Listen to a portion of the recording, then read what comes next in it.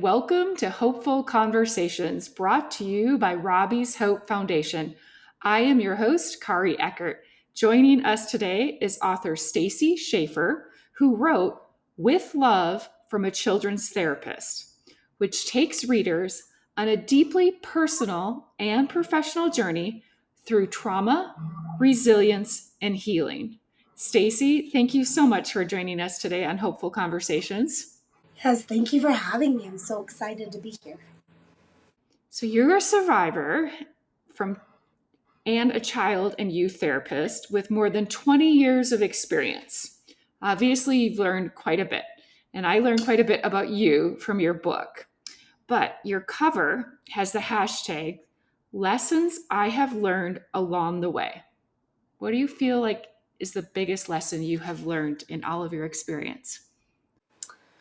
I think that it's so important that people are continuing to do their own work, especially as a clinician. Like old school theory was that we were supposed to arrive before helping people, and that's long since passed. And now we realize the safer a person is, the more work they're doing, that it goes hand in hand. Hmm. Do you feel like how you are a therapist today after more work?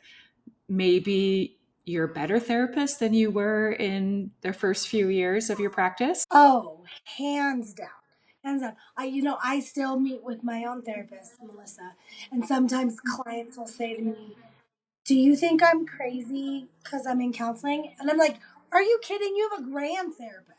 Like, met her Tuesday."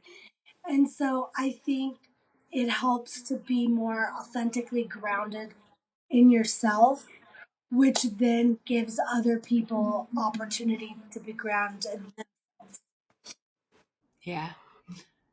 Authenticity, that's something I gathered from your book that's a real value of yours, a core Yes. value. Why? I think I tried for 30 years to do it the other way. And when like there was a part of my trauma where I decided that was then, this is now. I'm going to be shiny and I'm going to do all the right things. And that way you don't get hurt. But the flip side to that is that you don't get really known, you don't have as much impact, and the love doesn't sink in. Yeah. Oh, you really emphasize also something that's important to me. I'm not a therapist, but I'm a trusted adult for certain. Yes. And I mean, you know a lot about my story, and our listeners know a lot of my story. I have a lot of young people that confide in me. I have a little bit of professional background. I have a degree in psychology, but it's really important to me working in the field of particularly suicide prevention to be really trauma sensitive. And I find like that's not always a value, or maybe it's something that's just misunderstood. But I gathered that from your book that being trauma sensitive is important. Can you like explain to our listeners what that might include? Yeah, I think it includes having so much more awareness of like the context in which you speak. I had a client who they attempted to die by suicide, and the ambulance worker was preaching at them.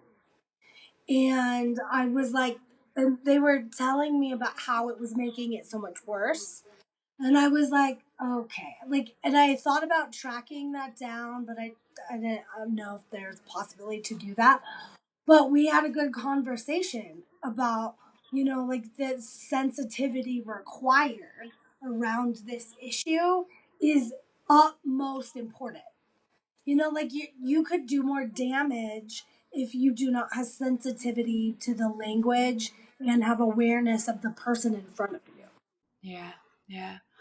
I find like I try to be really trauma sensitive, and maybe in a situation of like that ambulance worker, I feel like because we're informed and we know the language, like we have to just have grace sometimes. And like that's what like not everybody's going to get it right, but sometimes people are trying. And I feel like that if you can learn that, it helps all of us.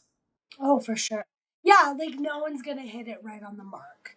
Like for sure, for sure. But there are ways to not um, treat someone in front of you that's hurting in a way that's going to shame them. Yeah. Oh, yeah. Okay, so all the chapters of your book have these beautiful hashtags. It's your book is very current, and I feel like reads just like as a novel that like you want to like go back to and keep reading. And I feel like not all parenting books or self-help books or therapy books read like a novel. Your book is it's fun to read. It truly is, even though Thank it's you. deep. It's a lot of stuff. I wanted to go over some of those hashtags, if you will. Okay, How do it. about the base of your story, Silent No More? Yeah, I think that I believed for the longest time that I could bury things. And I was real good at it for a while until I wasn't. And I think that I did not connect the fact that my story was actually leaking out of me in relationships, in performance, and lots of ways. And I think I have been able to show up as me and help other people more by not staying silent. And so I feel like it was a really good decision to start opening up about my story. What about hashtag Hello Darkness, my old friend? Yes, Depression being a repeat offender. yes. I think that, because I, have major depressive disorder myself and manage that with therapy and medication, I think that is really, really misunderstood. Because people look at me and they're like, "You seem happy." I'm like, that's not it, and it's not like who I show up in the world at is genuine, but there's other stuff going on the surface like everybody else. And I think sometimes my experience with kids that have a depressive episode sometimes feel guilty for having another one. That they're like, my mom got me you, and like I got a book on how to handle depression, and I feel like I'm supposed to be okay. And so I wanted that chapter to be permission that it doesn't just resolve. I mean, for some people it could, but typically, like it is something that you continue to actively address. Actively address. I like that. Oh, you piqued some interest to talk about what some of your clients have shared with you, and so I just some of it is so tender. Like, what age group do you mostly work with?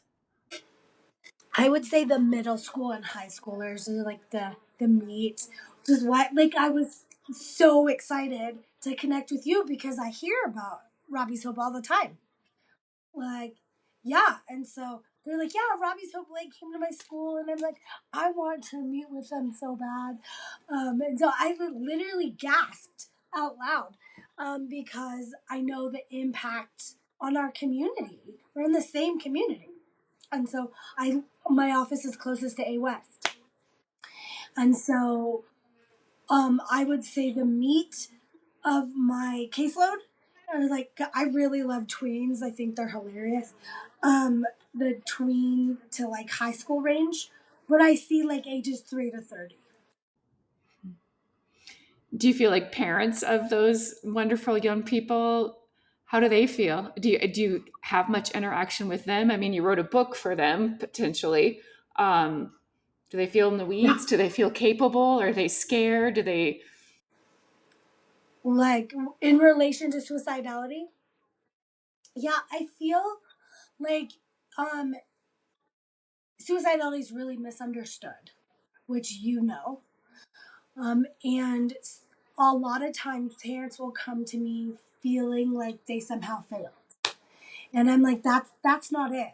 I'm like, because I believe if there's one person that is a capable adult in a kid's life, like you're already doing a lot better than some situations that maybe they don't have a safe adult.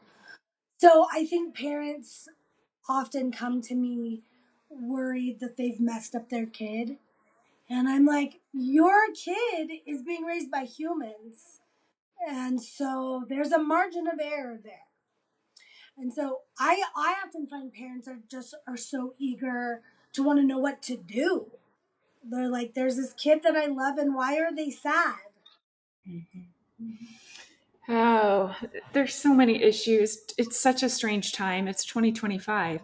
Um, that leads nicely to another hashtag. Hashtag pre-approved. Ah, yeah, the approval addiction's real bad. Real bad. Yeah. And I think it's exacerbated by the social media craze. You know, they all think that everyone's doing it better than them.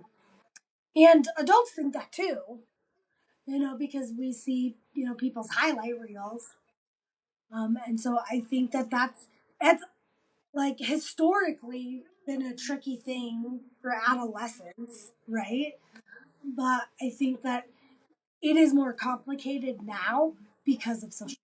Mm-hmm.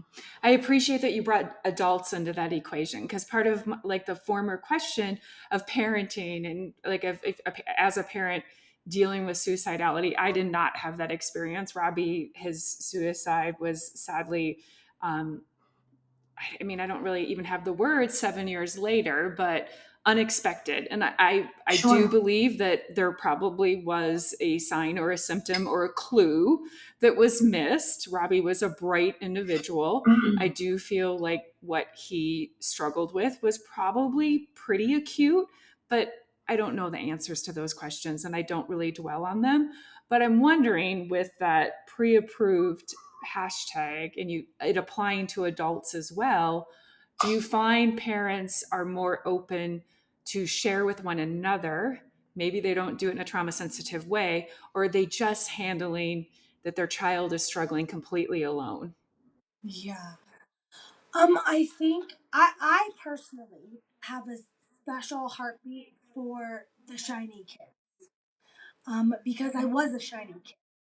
And so I wrote about my own attempts, like when I was in high school. And it was because things felt incongruent, what was going on inside, outside. And so I think one of the missions of Robbie's Hope to remove that stigma is saving lives. It is saving lives. Because I think that the fact that our kids are open about seeing a therapist, saying to their parents, you should maybe go talk to someone, I think a lot of the culture is shifting. And so people are more hungry for sound bites of information with attention spans. Sound bites. They don't want to go to a lecture. They're like, give me a nugget. And like that's what sticks. Yeah, I think you're absolutely right. Oh goodness. Okay, you mentioned that you had a traumatic experience as a young child and it led you to not trust adults, which led to some unhealthy coping strategies, and you remained silent. And then in high school you kind of reacted in a different way. What about hiding and masking your turmoil? Do you feel like kids today are still in that type of coping mechanism? I feel like some of them, for sure. Um, our culture's kind of shifted in another way that it's almost a badge of honor to like talk about struggles, and that's a dangerous game. And so some of that, I was talking with someone about kids diagnosing themselves. I found that so interesting in your book because I've Mm, experienced it with young people and I yes. I just like have to hesitate and handle them in a way. I'm not a therapist, but like just caution, like, oh, it's not a badge of honor. It's perfect word. Yes. Yeah, and so like, I think that that can be really tricky because you want to validate the kid in front of you. Obviously, they're hurting. Like, they're just using language and terminology in not the correct ways. And so it's like, I try to address the hurt beyond listen, buddy, you don't know, like, this diagnosis, what you're actually saying. They're trying to communicate. And so it's like seeing beyond that to be like, what are you really wanting me to know about you? Hmm. According to you, and I would call you an expert, young people want to know that they're okay, worthy, enough, lovable, and good inside. Mm-hmm.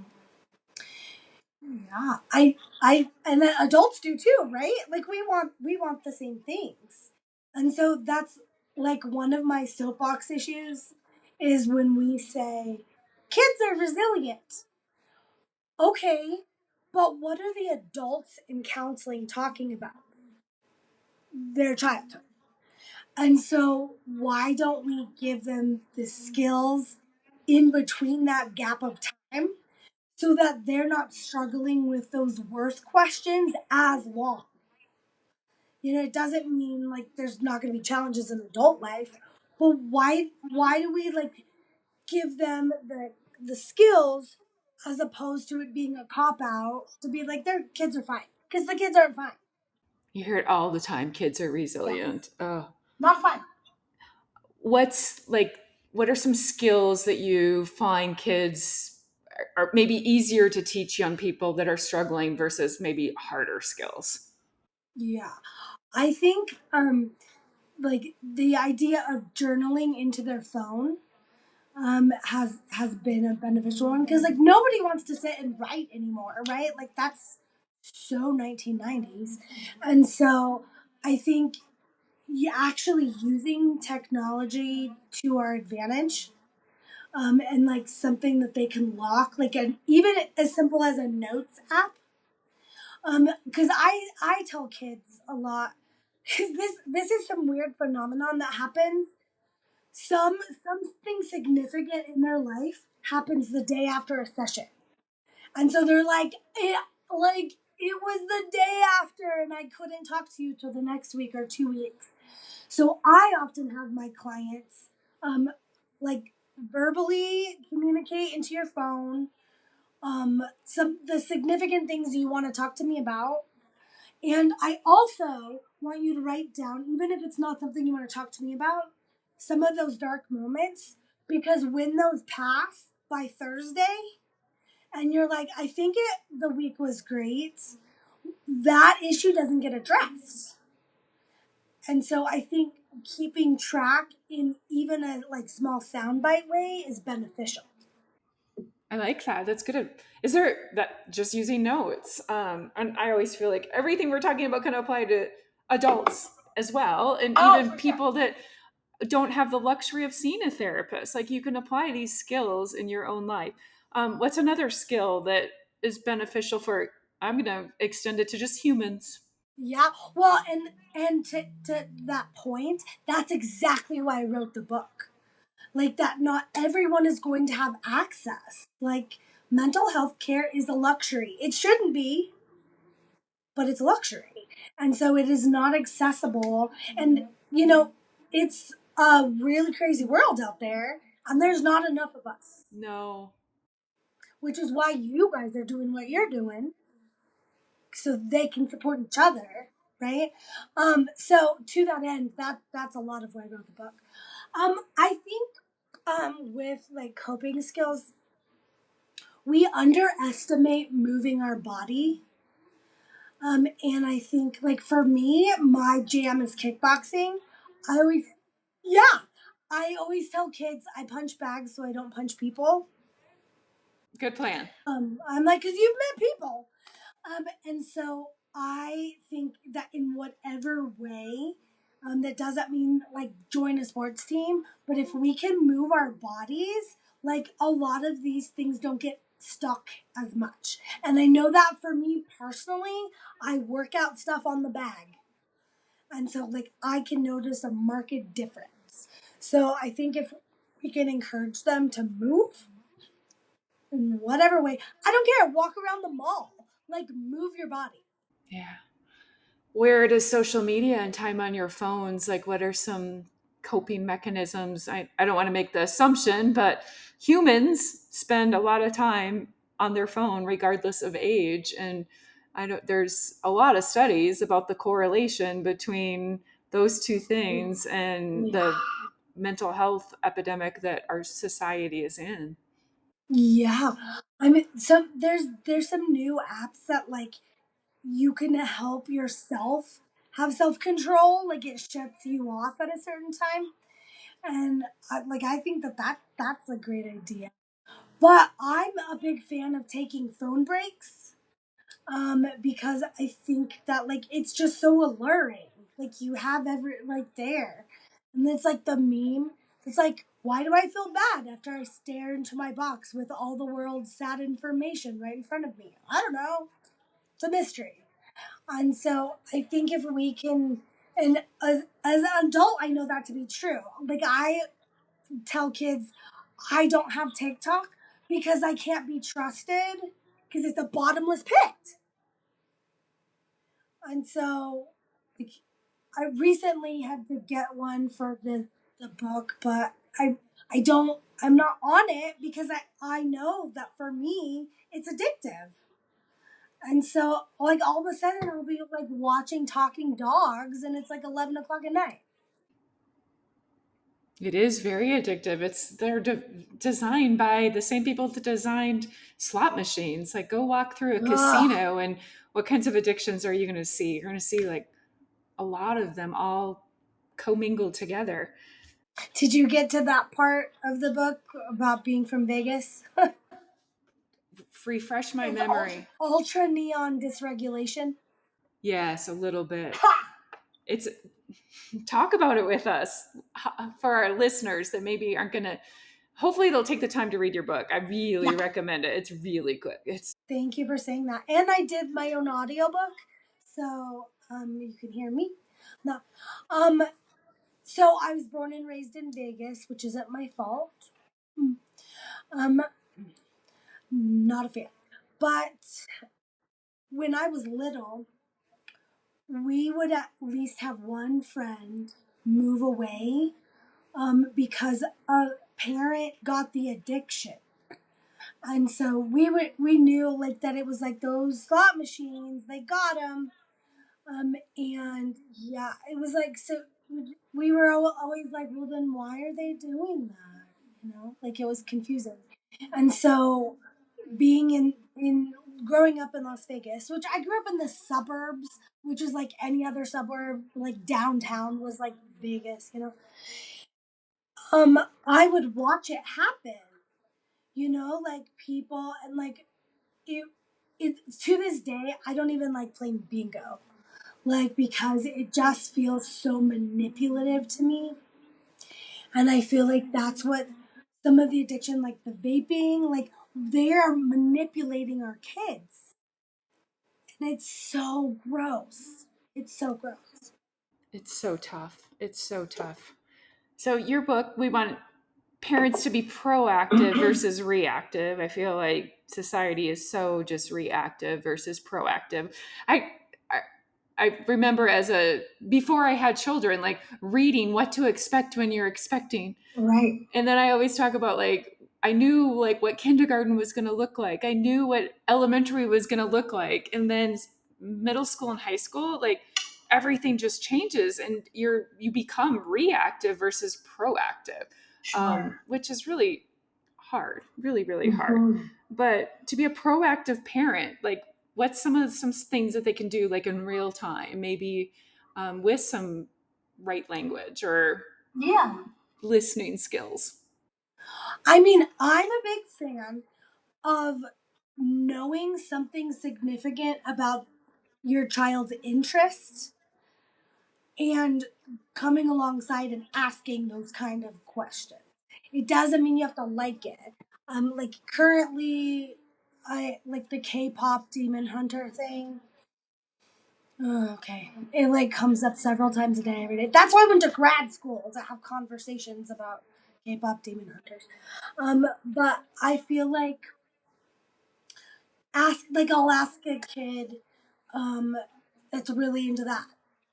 Tell me like what you like about your favorite character, Mira. And the fact that I know what that character's name is signaling to them like I don't exactly understand your culture, but I'm willing to enter in with you. And so I think sometimes we try so hard to like pretend that we know all the things about what they're into. And they're like, oh yeah, I watched that and so I get it. And that shuts the kid down. But if you're like entering in like with curiosity that feels genuine, I feel like that goes a long way. Hmm. I had a really simple quote from your book, and I don't know if it was a hashtag or not, but you know, I was a kid once too. Yeah. It's from hashtag truth bombs. Like, and that's what, like, I sadly sometimes do that by accident. Like, it's so, it just happens. And even though I am aware enough, but like, maybe it's a part of my like empathizing with kids. Like, I do Yeah. recall that being a teenager is not always fun. It's kind of hard. No, it's true. Well, what you're doing is normalizing, right? And so people are doing that like with good intention. Like, they're saying like I get you, like being 12 is hard. And so but I think it's important to add being a 12-year-old in 2025 is different than 1990. And so there are things in the Venn diagram that cross for sure. Like we all had to deal with middle school. Like if you've been in middle school, it's pretty much the same kind of dynamics of friendships, but it's exacerbated that they see all of these friends that they feel left out with on social media doing things without them. And the fact that these kids track each other drives me bananas. Like, how ways to hurt your own feelings 101. Right now, the new trend for educators, I would not say this is, I find this, I don't know if I agree with it. They say middle school is magic. I'm like, I don't know. That's middle school's tough. I know that's not a word choice. If I had a bank of words, I would choose. Like middle schools, we should be doing all the work with the kids and giving them the Yes. skills, but instead I've heard that middle school now is often like high school, like workload wise. Oh yeah. Like for sure. Like especially like some of them, the charter school close to here. That is intense. I see kids that are like struggling with the amount of homework in sixth grade. Yeah. Their kids are capable, but are we like putting them in the right environments and giving them like the right things to be thinking about versus we're like, what are you going to be asking seventh and eighth graders? Like, why should a 12, 13-year-old like have a thought about? I don't know. What I do love is the like increase in like the like war and tech programs. I Yes. love those so much. Giving Like kids an that we opportunity have, to see yes, what like a kid, real world like maybe looks like. yeah, well, it's speaking to their interests, Yeah. like the game development like track. Like, are you kidding? Like EMT, and so I feel like we're getting a clue that not every kid is designed the same way. No, we're all humans. Oh, goodness. Okay, so you boil down the needs of kids to be seen, heard, and validated. Kind of the needs of humans. Again. Yeah, like I mean, at the end of the day, like what a kid that's hurting, a kid that's performing, they're just like see me, like I just want you to hear me. Like I have clients that say to me, I love it here because it's the only place where I'm not interrupted. And that's hard.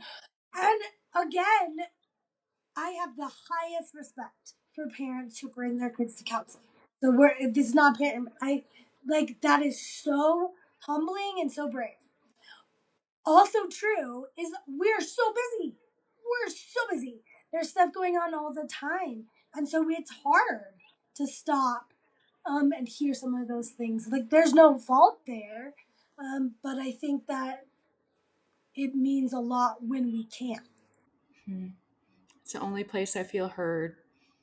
It's tough. That's hard to hear as a somebody that wants kids to be heard, and I want to be heard. We all want to be heard. Yeah. Well, I see a lot of kids that are siblings of the kids that are like on fire. And so they're purposely here because their parents, like, they're getting missed in all of the chaos. Like, so much respect for that. But those kids, I'm like, tell me what it's like to be a sibling of this kid that's like getting all this like intensive care or like is a behavior problem or whatever. And so, of course, they're getting missed because there's only 24 hours in a day. Yeah, that's for sure true. What does a safe space for a young person look like? I think starting there, like not being interrupted. I think that the question that happens a lot of the people say, do you want to be heard or do you want feedback? I feel like that question sets some groundwork for like a safe place. Cause they're like, I know that what I'm about to say, you're not gonna interrupt with advice that's gonna patronize me. You know, that are like, why would I share when you're just gonna be like, oh, well, like, yeah, just do this. Like, they haven't thought of that, you know? And I find that even as a clinician, like, where people come to for advice, when I ask that question, 9 times out of 10, they're like, I just want you to hear me. Hmm. And That's it a doesn't mean great they're not, question. Really good yeah, and it question. doesn't mean they're not open to that later, but in that moment, they're like, don't, like, advise me. I feel like you could use that in any relationship. Like, Oh, do you want me to listen to you, or do you want my feedback? With a girlfriend, I with a said that to a partner, with friend the a other day. coworker. Yeah, I said that to a friend the other day, and I was like, I really like. I don't need you to fix it. I just want you to hear. Like it's not a problem that I need advice for. I just want you to hear my experience. Yeah. We talk about that in our Robbie's Hope Adult Handbook. Like, oftentimes young people, they have the answer, they have the solution, but they just can't like Right. verbalize it. They can't put it out there. I wonder if some of that doesn't come from living in a world of such technology that you don't Mm. like verbally to state something is it takes some practice and some skills that maybe haven't been developed in young people. Mhm. Well, yeah, like I feel like there's increase in social emotional learning, but I would like there to be more. Oh goodness. Okay, in your dedication, you say, quote, I am absolutely a better human because of learning how to support the healing of younger generations, end quote. And I say for my brave and brilliant clients. Yeah. Yeah, because I learn so much all the time about what people need. And I've been at this for a while, and like those needs are a common thread. Some of the variables change, the like 6-7 thing they're into right now, like that trend, just ugh. um, and some of those things change. But at the end of the day, like that, we're still producing people that have same kind of needs. And before we started recording, I shared with you a quote that really resonated with me. And it's from I think she was a pastor in Denver that was quite influential, but I feel like her name's Nadia Bowles Weber. And her quote is, if you're going to share widely, make sure you're sharing from your scars, not from your open wounds. I think it's important. I just posted a video on my social media today that I used the one of the new Taylor Swift soundtracks, like as the core. It's like 30 seconds long, but it's Nice. We're Taylor Swift fans. Good. oh my, it's like it's from Eldest Daughter, and so you have to check that out if you see that. But like it shows little me, and then like older me with my book, and I don't think that like maybe a year ago, like I would have felt as comfortable posting, like something like that because it is vulnerable, but it's safe enough and that like it's uncomfortable, right? Like to post things that are like honest and vulnerable, but it's not in a place where it's gonna cause me any harm. Yeah, it's really important. So important. Stacy, where can people find you? You have an Instagram, which I do Hope Restored. Hope Restored, and I used to want that to be the name of my counseling practice, but then I was told Stacy Schaffer Counseling is catchy. So thanks for that, Mom. Um, and so there's also an author, stacyschaffer.com website. You could learn more about my book. There's links to my book, and then there's a contact me. I really encourage parents to pick up the book and read it. It's a good one. It's just manageable. It's realistic. It's you're vulnerable, but I feel like there's just really some great takeaways. Before I let you go, we ask the same question of all of our guests. Okay. Okay, Stacy, what does the world need to hear right now? The world needs to hear that you're not alone and you never were. Awesome.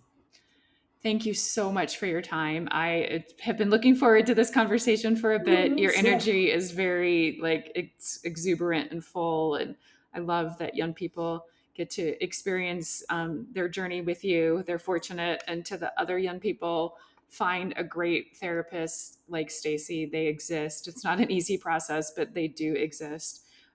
Parents, just be a part of the journey. And to Stacy and to our listeners, thank you for joining me today on Hopeful Conversations.